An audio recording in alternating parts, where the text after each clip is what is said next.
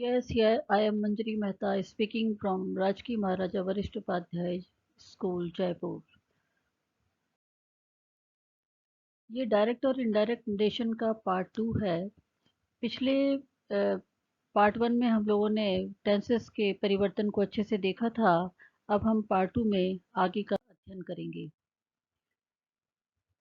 अब future tense में सभी प्रकार के फ्यूचर टेंस में शैल व विल को वुड में बदल देना चाहिए। अगर फ्यूचर टेंस है तो शैल और विल को वुड में बदल देना चाहिए। यानी डायरेक्ट स्पीच देखेंगे, he said I shall work hard. Indirect में he said that he would work hard, यानी शैल को वुड में परिवर्तित कर दिया गया। कैन को कुड में और मे को माइट में बदल देना चाहिए। डायरेक्ट स्पीच में देखें, Seema said Ram can do it. Indirect speech में बनेगा, Seema said that Ram could do it. यहाँ कैन को कुड किया गया। फिर से देखें direct speech, Asha said Sneha may talk in English. Indirect speech में बनेगा, Asha said that Sneha might talk in English. could, would, should, might, ought to, need not, dare not, used to आदि मॉडल आदि में कोई परिवर्तन नहीं किया जाता। डायरेक्ट से इनडायरेक्ट स्पीच में बनाते समय ध्यान रखना पड़ेगा कि could, would, should, might, ought to, need not, dare not, used to आदि मॉडल्स में कोई परिवर्तन नहीं किया जाता। टेंस संबंधी नियमों में कुछ एक्सेप्शन होते हैं, कुछ अपवाद होते हैं, उनको हम इस प्रकार से देखेंगे। निम्न स्थितियों में रिपोर्टिंग वर्ब या क्लॉज में पास्ट टेंस होते हुए भी रिपोर्टेड स्पीच के टेंस में परिवर्तन नहीं होता। जब रिपोर्टेड स्पीच में यूनिवर्सल ट्रुथ हो, सार्वभौमिक सत्य हो, तो कोई परिवर्तन नहीं होगा। उदाहरण के लिए direct speech, the teacher said the sun rises in the east. Indirect में बनेगा, the teacher said that the sun rises in the east. इसी प्रकार से जब रिपोर्टेड क्लॉज में आदत संबंधी कार्य हो तो कोई परिवर्तन नहीं होता। जैसे डायरेक्ट स्पीच में the teacher said birds fly in the sky. Indirect में बनेगा, the teacher said that birds fly in the sky. आदत संबंधी है, चिड़िया उड़ती है, इसलिए यहाँ पे कोई परिवर्तन फ्लाई में भी नहीं किया गया।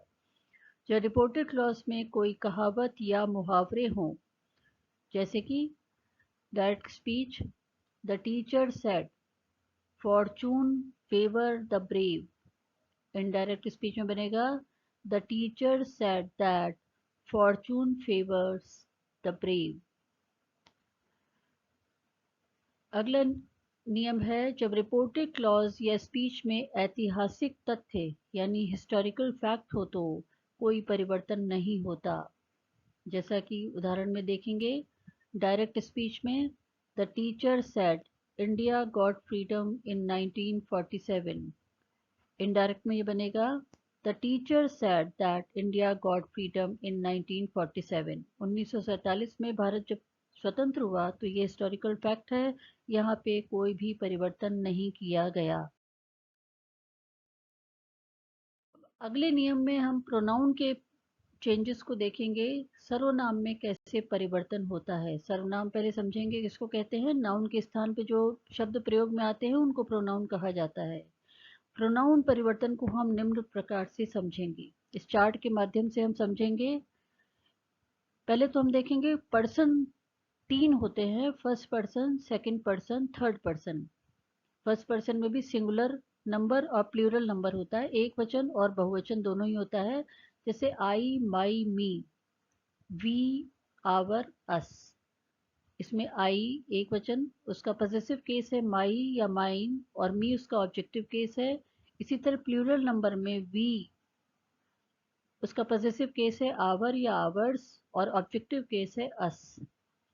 उसी प्रकार से सेकंड पर्सन में भी सिंगुलर और प्लूरल नंबर होते हैं, दोनों ही होते हैं। यानी यू जो होता है वो तुम या तुम लोग दोनों के लिए प्रयोग में आएगा, सिंगुलर भी है और ये प्लूरल भी है। इसका पॉजिटिव केस है योर या योर्स और ऑब्जेक्टिव केस है यू। थर्ड पर्सन में सिंगुलर मैस्कुलिन ही, सिंगुलर फेमिन यानी शी, सिंगुलर नॉन पर्सनल यानी इट, और इसका प्लूरल है दे। थर्ड पर्सन को फिर से देखेंगे, he his him, she her hers her, it its it, they their या देयर्स देम। तो इसको समझना बहुत ही आवश्यक होगा। प्रोनाउन में परिवर्तन जो भी होते हैं उनमें first person, second person, third person, इन सबको समझना बहुत ज़रूरी है, क्योंकि आगे के जो परिवर्तन है वो इनके अनुसार ही किए जाएंगे। रूल नंबर 1, डायरेक्ट से इनडायरेक्ट बनाते समय रिपोर्टेड स्पीच या क्लॉज के first person pronoun reporting clause या वर्ब के सब्जेक्ट यानी कर्ता के अनुसार बदले जाएंगे। रूल नंबर 1 फिर से देखें, डायरेक्ट से इनडायरेक्ट बनाते समय रिपोर्टेड स्पीच या क्लॉज का first person pronoun reporting clause या वर्ब के सब्जेक्ट यानी कर्ता के अनुसार बदला जाएगा। उदाहरण के लिए direct speech, he said I do my work my self. यहाँ पे ही सब्जेक्ट है और रिपोर्टेड स्पीच में आई फर्स्ट पर्सन है, माई उसका पॉसेसिव केस है, माई सेल्फ आया है।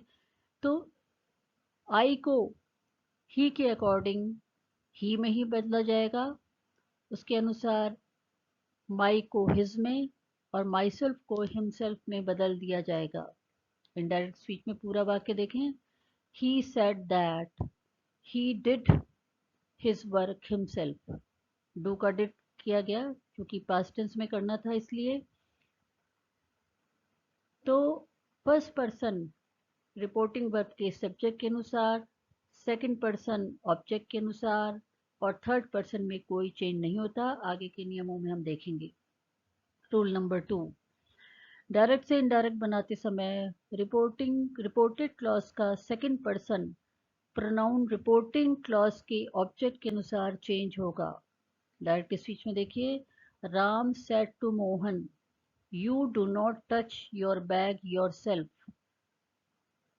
इनडायरेक्ट स्पीच में बनेगा, Ram told Mohan that he did not touch his bag himself. You second person है और मोहन यहाँ पे ऑब्जेक्ट है। मोहन चूंकि लड़का है इसलिए यू को ही में बदल दिया गया, योर को हिज में और योर सेल्फ को हिमसेल्फ में बदल दिया गया। फिर से देखें, डायरेक्ट में Ram said to Mohan you do not touch your bag yourself. Indirect speech में बनेगा, Ram told Mohan that he did not touch his bag himself. Rule number 3, direct से इनडायरेक्ट बनाते समय रिपोर्टेड क्लॉज में आए थर्ड पर्सन में कोई परिवर्तन नहीं करना है। बहुत महत्वपूर्ण नियम है ये। डायरेक्ट से इनडायरेक्ट बनाते समय रिपोर्टेड क्लॉज में आए थर्ड पर्सन में कोई परिवर्तन नहीं करना है। डायरेक्ट स्पीच देखिए, Rani said he is intelligent. Indirect में Rani said that he was intelligent. ही वैसा का वैसे ही रह गया, केवल इस का पास्ट टेंस वॉज कर दिया गया है। तो फिर से आप एक बार और समझें कि डायरेक्ट से इनडायरेक्ट बनाते समय रिपोर्टेड क्लॉज में आए थर्ड पर्सन में कोई परिवर्तन नहीं होता। निम्नलिखित जो नीचे का जो उदाहरण दिया गया है उसमें ही को ही रहने दिया गया। Rani said he is intelligent, Rani said that he was intelligent. इस डायरेक्ट इनडायरेक्ट पार्ट का अगला वीडियो भी आएगा, उसको आप निश्चित रूप से देखिएगा और अपने ज्ञान का वर्धन कीजिएगा। Thank you.